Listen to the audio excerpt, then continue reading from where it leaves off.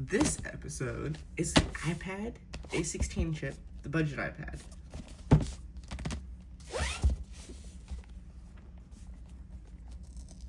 It's 128 gigabytes, only Wi-Fi, and pink.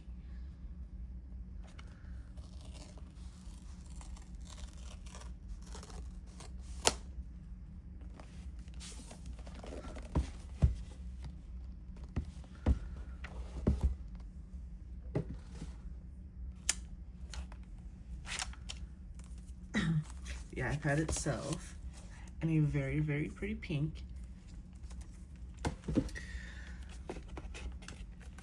The paperwork, no stickers, since Apple decided to quit doing that, sadly.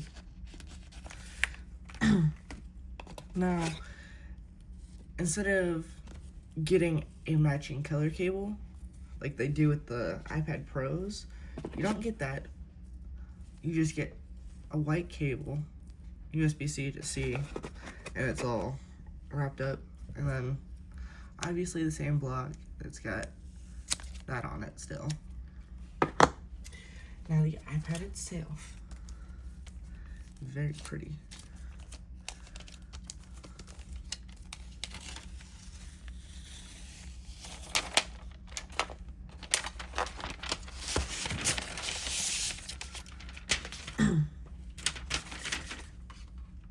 It's got the wide megapixel camera for like stage frame, and this one has the fingerprint reader instead of Face ID. It's fingerprint. It's gonna be set up in landscape mode since the camera is set up that way. That's the way Apple decided to have it set, which is weird. It comes charged and everything. For the most part, it's got 86%. There we go. Okay, now the iPad is fully set up. There is one thing that I personally don't like about it, and it's the thickness. Once you use an iPad that is thin, like this one, the comparison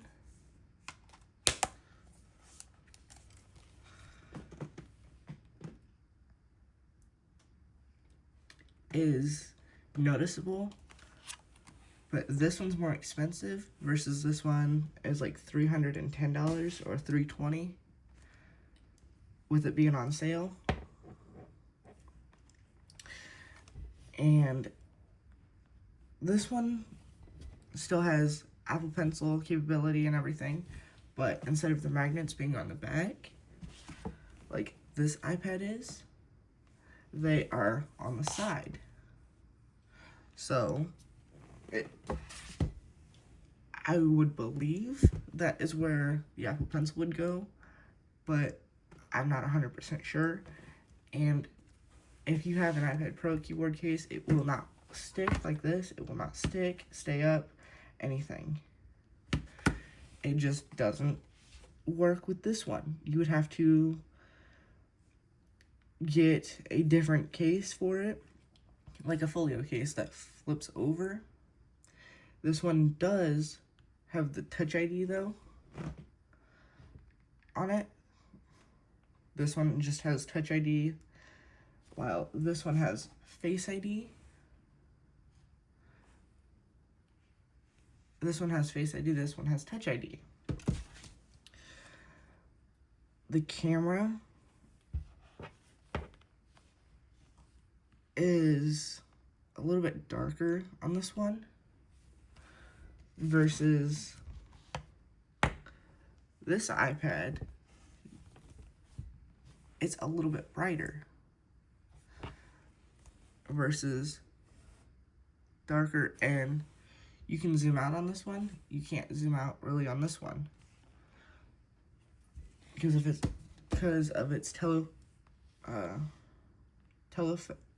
telegraph lens. You've only got one but it can zoom in up to 5 times. This is just the iPad. It's just called an iPad. It has the A16 chip in it. If you're on a budget, this one does get Final Cut Pro, which that's something nice to have.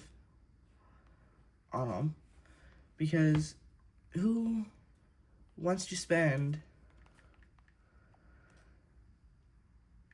$1,000+ for a MacBook just to get Final Cut Pro? But on these, like this iPad over here, this one has the M4 chip, so it has a higher processor chip for Final Cut Pro. This one has the A16 chip. And they both get Final Cut Pro. It's like $5 or $6 a month, or $50 yearly. But that's not bad versus spending $200 to almost $300 for Final Cut Pro, even after you spent $1,000 or more for a MacBook. The iPads, in my opinion, are better just because these are more travel convenient. You can stick these in a carry-on bag if you're traveling on a plane or in a car. These can do more things. Like with this one, you get the keyboard case, kind of pretty much like a MacBook, and it makes it nice. You can adjust everything to your liking on either of them more than you can a MacBook. If you are just staying at home, a MacBook is nice because a MacBook you can't really stick in a carry-on and be able to do a lot with, versus you can stick the iPads in your carry-on and do whatever you need. Or if you're on a plane and you need to do some work, these, in my opinion, are better because of their telegraph lens or their stage manager lens for not Final Cut Pro, but FaceTime. Their stage tracking to where this camera here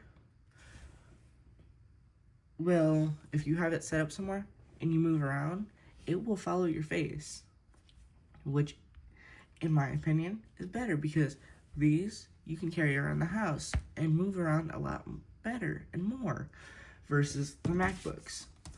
Those you just have a harder time traveling around with. So I suggest spending like $500 to get an iPad and its accessories, like this iPad. If you're on a budget, this one's a good one. This is a good one to have. Its photos and everything are nice quality to have. You get the same features of everything that you would on an iPad Pro. Just this one, you get more colors as well versus silver and black. That's plain.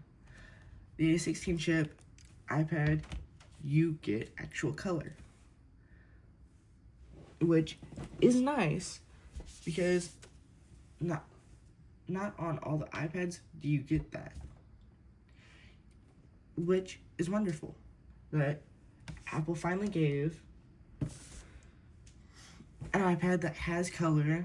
You can get Final Cut Pro. You don't have to spend over $1,000 just for that iPad.